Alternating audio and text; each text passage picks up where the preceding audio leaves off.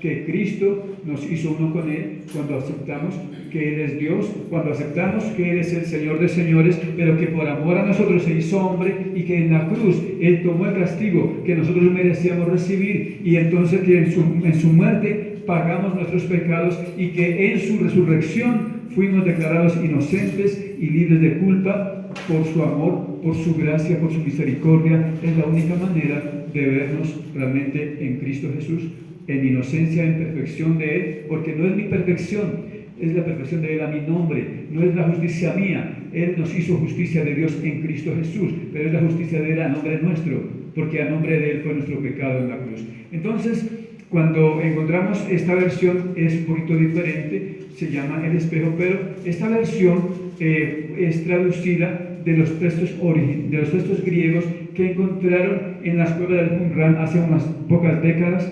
Entonces esas no son traducciones a otros idiomas.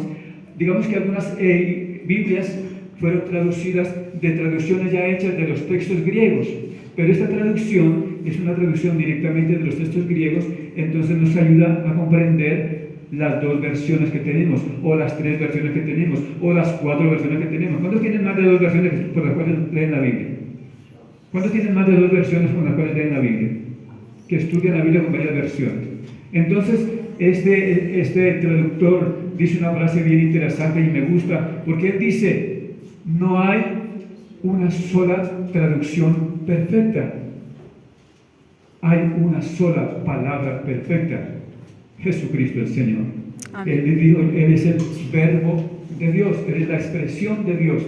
Esa es la palabra perfecta y correcta. Y con la guía del Espíritu Santo podemos entender entonces el contenido del mensaje del Evangelio. A leer las varias versiones, no desecho ninguna, no es más la una que la otra, simplemente que me ayudan a entender con mayor exactitud. Por lo tanto, como ustedes tienen ya una versión, yo les voy a estar tratando de leer esta para que, como les dije, a través de las grabaciones puedan hacer la comparación, pero no desechando ninguna, sino que tomen el mensaje que es la idea de Cristo Jesús como el Señor único y redentor de nuestras vidas. Entonces, vamos a comenzar ahora sí la enseñanza de esta mañana. Yo puedo estar enseñando a las 5 de la tarde, ustedes cuando quieran se van, no hay problema.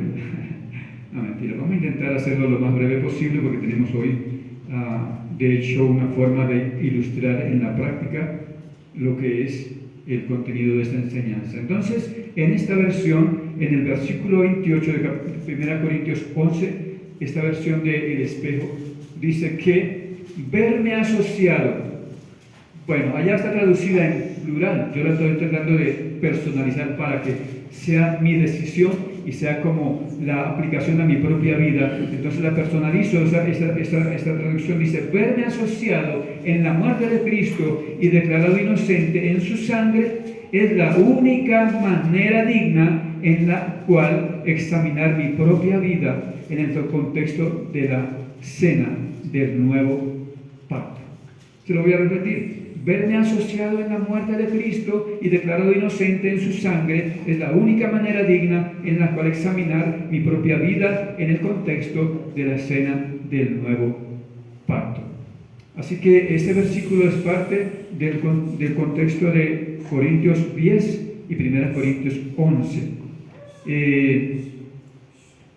Se cuenta que en la Primera Guerra Mundial casi 2 millones de armenios fueron martirizados, fueron asesinados por causa de su fe en Cristo Jesús y por ser de esa nacionalidad. Entonces, en un pueblito, en un lugar llamado Der Es-Sor, un grupo de armenios se paró delante del escuadrón de fusilamiento y uno de ellos, llamado Mavi, le dijo a los soldados: está escrito en su Corán que a nadie matará sin antes permitirles alabar a su Dios. Y le fue concedida su petición. Entonces, este Mavi dio un corto mensaje basado en Apocalipsis 2:10 a sus compañeros del martirio y les dijo: no teman en nada lo que van a padecer. Sean fieles hasta la muerte, porque Dios nos promete la corona de la vida. cantaron juntos y comieron la Santa Cena, la Cena del Señor, pero no tenían pan. Tomaron del suelo arena y la comieron. Después de la palabra, coman, este es mi pan. Y luego el escuadrón de fusilamiento disparó, pero no todos murieron al instante. Los que aún estaban agonizando untaron sus dedos en la sangre que ellos mismos estaban manando de su cuerpo, y Mavi les dijo: tomen, beban, esta es mi sangre que está siendo derramada por ustedes. ¿Hicieron bien? ¿Qué creen? ¿Hicieron bien o no hicieron bien? Estaban tomando la Santa Cena. ¿Qué tomaron de Santa Cena? Arena y sangre de sus propias heridas. ¿Era el cuerpo de Cristo? ¿Qué nos enseña esta historia, esta ilustración? Jesucristo el Señor tiene dos cuerpos. El cuerpo físico, del cual heredó de María, un cuerpo que se cansó, que tuvo hambre, que tuvo sueño, y entonces ese cuerpo que fue herido en la cruz hasta morir, y ese cuerpo con el cual el Espíritu Santo le resucitó y le glorificó y lo ascendió. ¿Y cuál es el segundo cuerpo? Usted y yo, y cada uno de los que han sangrado por su causa, el cuerpo místico de Cristo, su iglesia. ¿Por qué? ¿Qué significa la palabra iglesia? Pues traduce la idea de aquellos que son de la misma esencia, del mismo origen.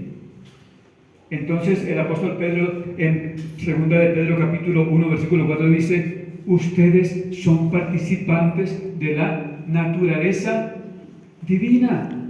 Ustedes son participantes de la naturaleza divina. Es lo que Juan enseñó. Juan capítulo 1 versículo 12 dice que a los suyos vino y los suyos no le recibieron, pero a los que le recibieron les dio potestad de ser hechos hijos de Dios. ¿Qué significa hijo de Dios? Pues aquel que tiene el ADN de Dios, porque para que alguien sea hijo tiene que tener el mismo ADN, de lo contrario no sería hijo. Entonces, cuando Él imparte en nosotros su espíritu, nos hace ser parte de Él, de su cuerpo. Entonces somos su boca, somos sus manos, somos sus pies. Y entonces por eso decimos, cuando usted se mira en el espejo de la Biblia, ¿a quién ve? ¿A quién ve? A Cristo. ¿A quién ve? A Cristo. Jesucristo lo enseñó. En Mateo 25 está hablando acerca del 34 en adelante, está hablando acerca de que un día el gran rey le dirá a los de su derecha: tuve hambre y me diste de comer, estuve desnudo y me diste vestido, estuve en la cárcel y me fueron a visitarme. Y entonces ellos dirán: Señor, pero yo nunca te vimos en esas condiciones. Y Jesús les dice: cuando a uno de ellos lo hizo, ¿a quién lo hizo? A mí lo hizo. Jesús, ¿qué está diciendo? Que Él tiene un cuerpo y es su iglesia. Cuando a uno de mis hermanos lo hizo, a mí lo hizo. Hermano significa aquel que comparte el ADN de su Padre, que siendo tres son uno. Así que luego les dice a los de la izquierda: malditos, apártense de mí al fuego eterno, porque tuve hambre y no me distes de comer, estuve desnudo y no me distes vestido, y estuve en la cárcel y no me visitaron. Señor, pero nunca te vimos así. Pues cuando a uno de ellos no lo hizo, a mí no lo hizo. Y esto solamente para decir en este contexto que somos uno con Cristo, que Cristo no me ve menos que Él, me ve igual a Él. A ver, ¿quién me ayuda de ustedes? ¿Quién me ayuda de ustedes? Yo voy a citar algunos contenidos bíblicos y ustedes me van a decir qué pasaje bíblico estamos comentando. Y se habla de un hombre que respiraba muerte. ¿Qué respiraba él? Muerte. Amenazas, actitudes violentas y la muerte en algunos casos.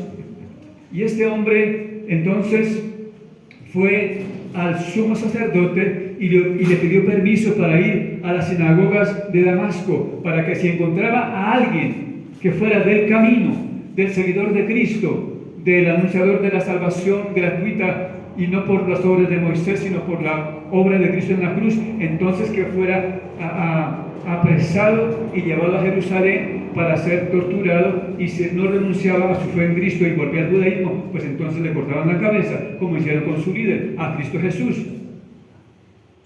Así que estando él cerca de la ciudad de Damasco, con ese permiso especial que le habían concedido, entonces dice que una luz resplandeciente le rodeó, le envolvió y le tiró al piso.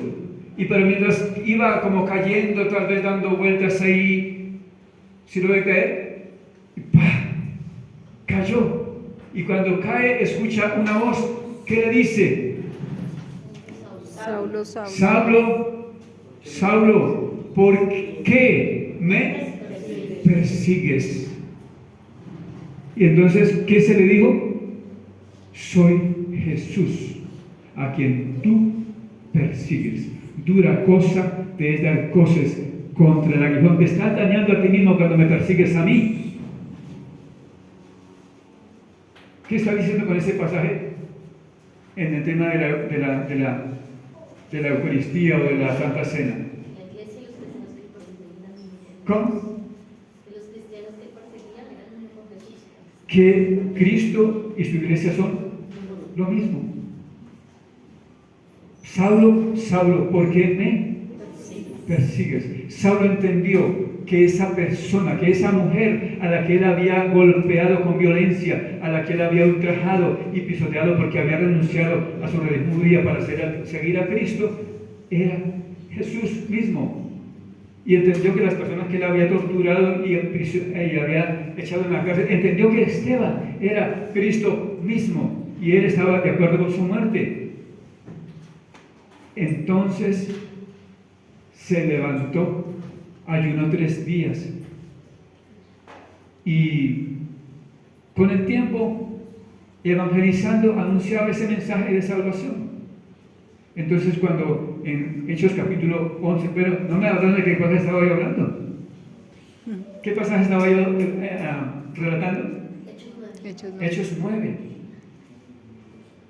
Bueno, lo van a leer en su casa, en su versión, porque de esa manera usted también va a entender cuál es su verdadera identidad. ¿Quién es usted? ¿Usted quién es? ¿Quién es usted? ¿Quién es usted? ¿Quién es usted? Cristo. Cristo. Jesús lo dijo: el que a uno de ellos lo hizo, a mí lo hizo. Saulo, Saulo, ¿por qué me persigues? Y haciendo una especie de paréntesis, si usted es de Cristo, te persiguen, te persiguen. El diablo te persigue y levantará, no sé, si a la suegra, si al yerno, si a la cuñada, si al vecino, pero te persiguen, te persiguen, te persiguen. Y la Biblia dice: bienaventurados los que por mi causa sufren.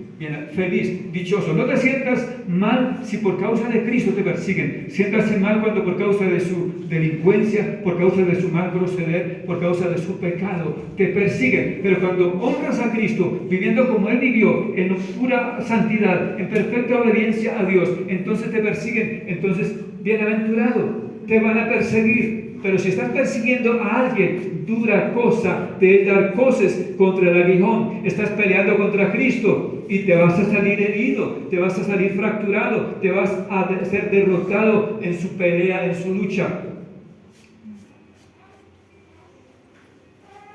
Y eso es odio. ¿Y el que odia?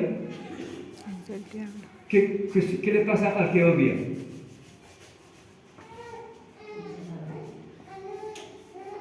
Pues el que odia tiene un espíritu de muerte y ese espíritu de muerte termina por matarlo a esa persona que odia. Quien no ha perdonado necesita perdonar porque de lo contrario su enfermedad se agudiza cada día, su depresión se agudiza cada día, su problema emocional y espiritual y físico se agudiza cada día hasta que posiblemente te mande al cementerio y al infierno. Porque el que ama es de Dios, el que odia es del diablo. Pero, ¿por qué me persigues? Entonces, luego Pablo va y predica en el Areópago de Corinto y les habla acerca de en Cristo vivimos y nos movemos y somos. Y estaba hablando de que la persona que conoce a Cristo viene a ser uno con Cristo y en Él vivimos y nos movemos y somos. ¿Cuál es tu identidad? Te pregunto, ¿cuál es tu identidad? ¿Cuál es tu identidad? ¿Cuál es tu identidad? No sé, ¿no me escuchan? ¿Cuál es tu identidad? Cristo. Y entonces, vamos otra vez entonces a Corinto, a 1 Corinto, capítulo 10 y capítulo 11, y miramos allí algunos versículos. Está hablando, por ejemplo, en el capítulo 10, Corintios capítulo 10, comienza hablando acerca de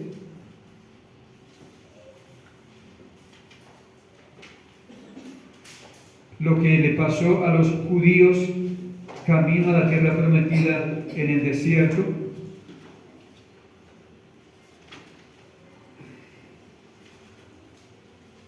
El versículo 1, ¿verdad? Ahora recuerden cómo la gente de Israel fueron todos liberados de la esclavitud. La nube de la presencia de Dios, de su protección y provisión incluía a todos igualmente. Todos ellos fueron milagrosamente guiados a través del mar sobre tierra seca y vieron a sus opresores completamente derrotados. La nube y el mar eran un tipo de bautismo que ellos experimentaron al identificarse con el liderazgo de Moisés. Y aquí habla del bautismo. Pareciera que no tiene relación con la Santa Cena, vamos a verlo. Entonces, Pablo está diciendo que al ellos ser bautizados en la nube y en el mar, estaban diciendo, Moisés es nuestro líder, aceptamos su enseñanza, seguimos sus instrucciones, somos sus discípulos. ¿Cuántos aquí son bautizados? Yo quiero mirar su mano levantada si usted es bautizado. Desde pequeñito, ¿no? O como cristianos evangélicos. Bueno, entonces de pronto como cristiano evangélico te bautizaron. ¿Pero qué significa entonces ser bautizado? Leamos en Romanos capítulo 6. Porque aquí Pablo está hablando en Corintios, a los corintios, pero también luego le habla a los romanos. ¿Qué significa el bautismo para un cristiano? Romanos capítulo 6, versículos tal vez 3, 4.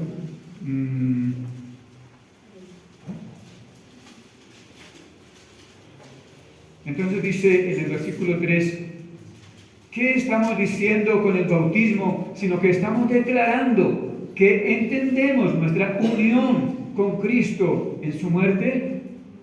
El bautismo muestra que hemos sido enterrados con Cristo en su muerte. Entonces, esto ilustra poderosamente cómo en la mente de Dios nosotros resucitamos con Cristo a una vida nueva. Nosotros éramos como semillas plantadas en el mismo suelo para ser despertadas para vida. Si fuimos incluidos en su muerte, estamos incluidos en su resurrección. ¿Qué significa el bautismo? Que somos uno con Cristo. Yo soy uno con Cristo en su muerte. En su muerte yo pagué mis pecados. En su muerte yo recibí el castigo que merecía por mis crímenes. Porque Dios es un Dios que castiga el pecado.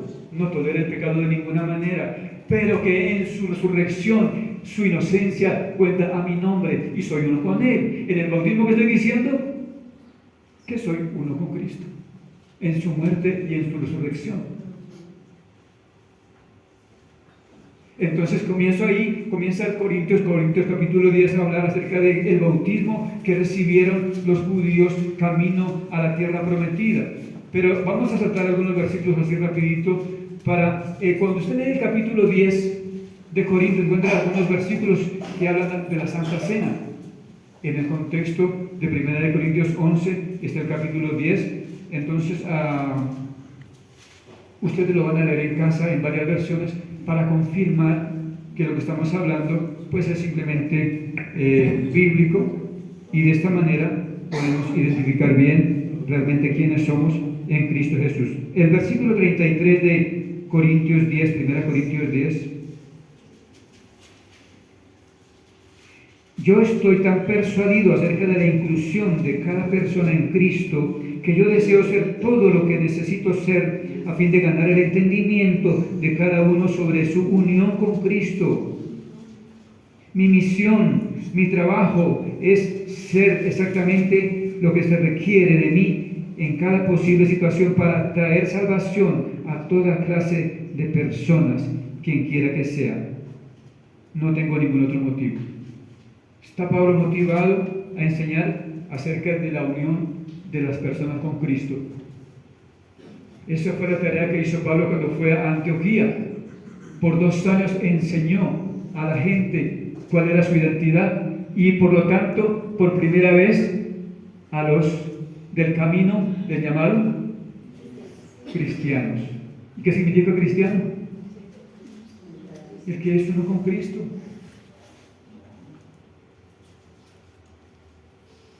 La réplica de Cristo. Y vamos a abreviar muchísimo. Vamos a mirar el capítulo 11 de Corintios.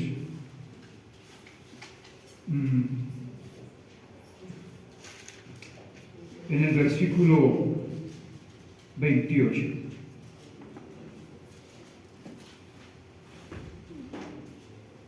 El versículo 27 dice: así que quien no valore el significado del pan y del vino se mantiene a sí mismo en condenación.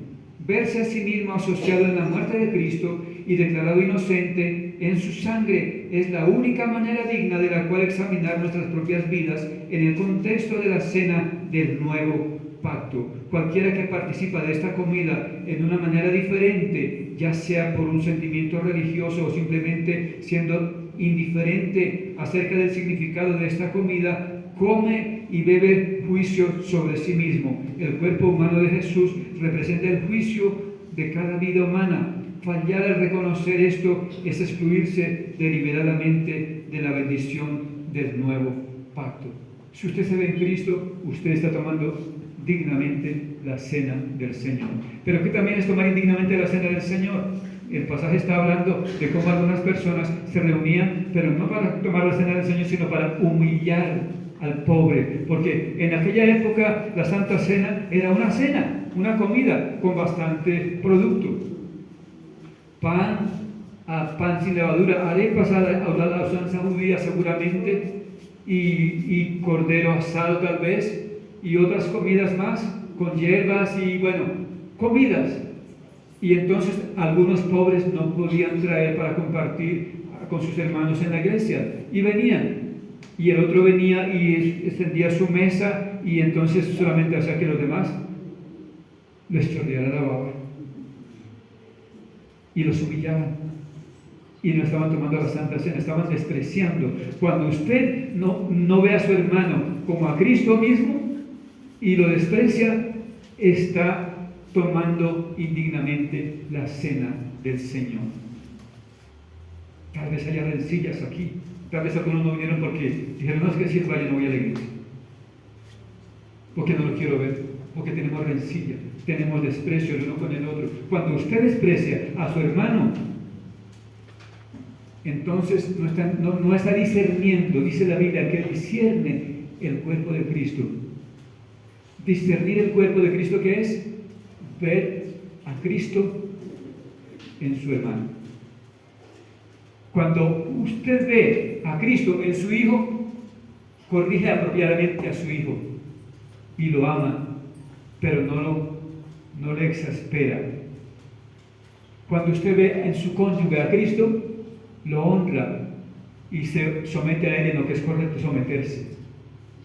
Cuando en su empleo, cuando en su empresa, usted ve a su empleado o a su patrón o a su jefe y ve en esa persona a Cristo, entonces el rendimiento de la empresa es mayor, las ganancias son mayores y seguramente también su salario va a ser mayor porque se está honrando a Cristo.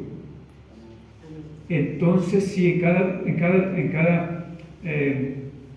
peldaño de la sociedad podemos ver a Cristo en las personas, nuestra sociedad carece de ladrones, de chismosos, de mentirosos, de fornicarios, porque vamos a honrar el cuerpo de Cristo, que es mi próximo, mi prójimo. ¿Cuál es su identidad?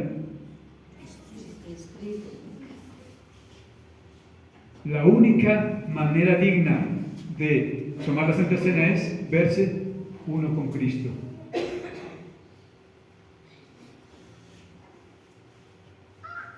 La única manera digna, veámoslo una vez más, verme asociado en la muerte de Cristo y declarado inocente en su sangre es la única manera digna en la cual examinar mi propia vida en el contexto de la Santa Cena. En otras palabras, si usted no se ve uno con Cristo, no se ha examinado bien.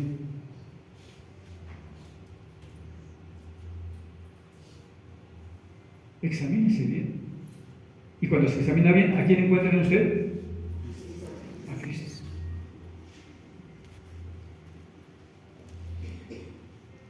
El más alto, el más sublime, el más importante, se rebajó al más bajo nivel para levantarme al nivel de Él. Y por eso Él no se avergüenza de llamarnos hermanos.